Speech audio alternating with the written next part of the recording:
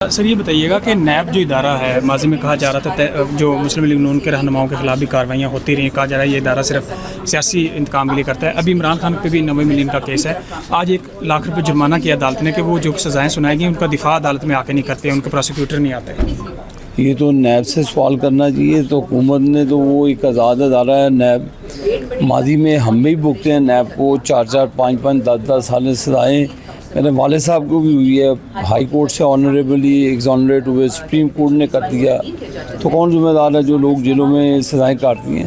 تو یہ نیب کے چیئرمین کو سمن کرنا چاہیے، یہ اس سے پوچھتاچھ کرنی چاہیے کہ جی آپ لوگوں کو رکھتے ہیں تو یہ پھر نیب کو جواب دہ ہونا چاہیے. تو پیٹرول کی قیمتیں ایک دم جیسے بڑی، حکومت چھپر پہ بڑھائی، بڑی تنقید ہوئی، اب وہ کم ہو گئی ہیں نیشنل سطح پہ، تو کیا حکومت کم کرے گی؟ دیکھیں جی، جو 15 ڈیز کا ریویو ہوتا ہے تو ظاہر ہے وہ جو انٹرنیشنل پرائسز ہوتی ہیں تو اسی کے مطابق اناؤنسمنٹ ہوتی ہے.